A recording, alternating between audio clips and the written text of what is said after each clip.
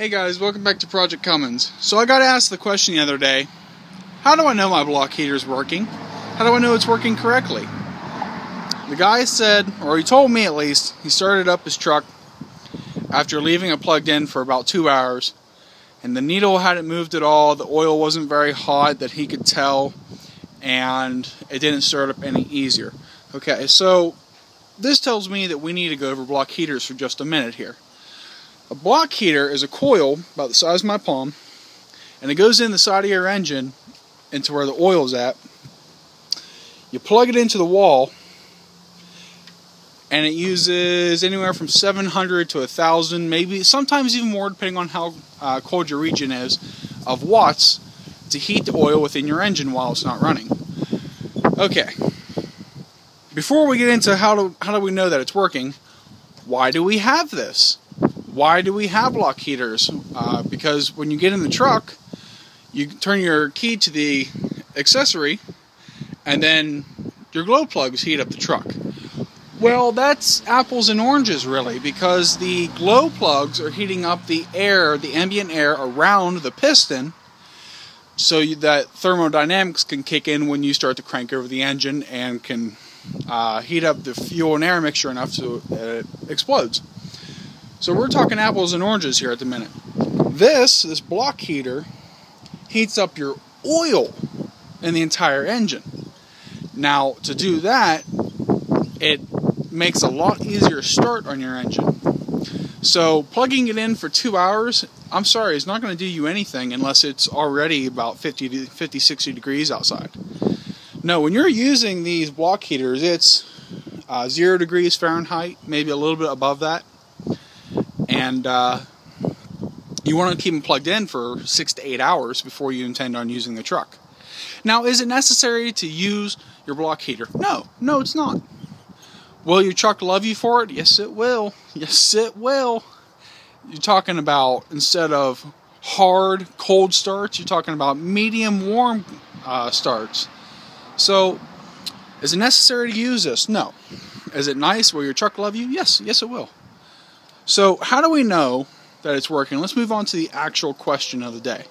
How do I know that when I plug this in, that it is correctly working? Well, we're going to have to go and look somewhere else to finish. So to answer this question, or to continue answering this question, what you need to do is go and find your electric meter reader for the house. And you need to look in here for that spinning disc. You see that disc spinning? Okay. What you need to do is memorize the kind of rate or the speed at which it rotates right now.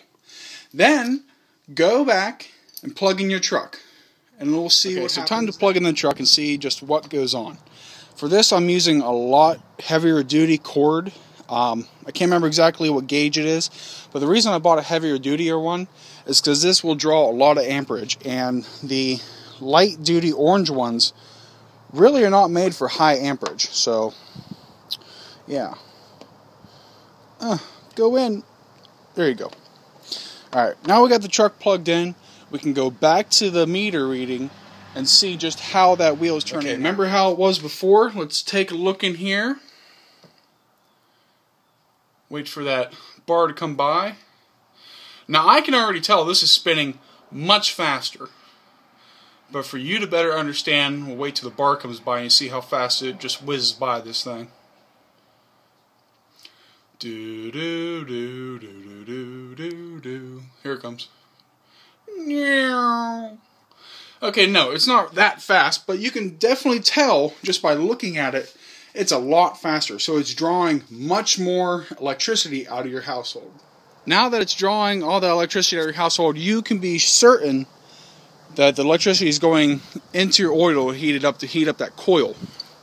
Like I said before, you want to use this 6 to 8 hours before you intend on driving the truck. Now, why do I say that? Well, because it might use a little electricity, but it's not very efficient. The plug heaters are really nice, they're just not very efficient. So, yeah. Another way you could do this is if you have one of those meters that you can plug in and it could tell you the exact wattage that you're reading. But why waste the money and buy that when you can just go in your house or outside your house or wherever your meter is at and just look and see for yourself if more electricity is being used or not. So save yourself some money, make sure that it's working, and you want to make sure that it's working before the winter comes. You know, for people that use it.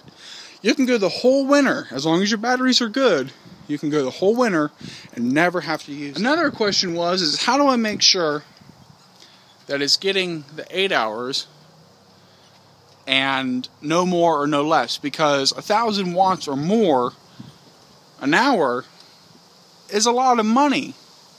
I mean, depending on where you live, some places that have, 12 cents a kilowatt, that could add up to a lot of money at the end of the month, and at the end of the winter, it's a nice little chunk of change.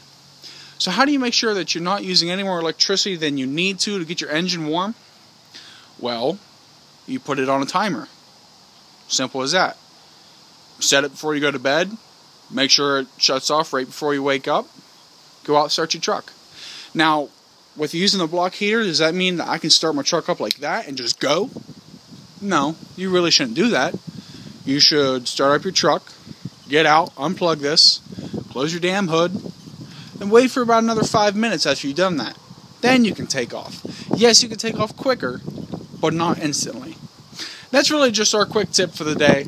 I just want to kind of get over that since winter's coming and everyone, likes to be prepared and no one likes to be stuck outside in the cold with a truck that just won't start. So, until next time, guys.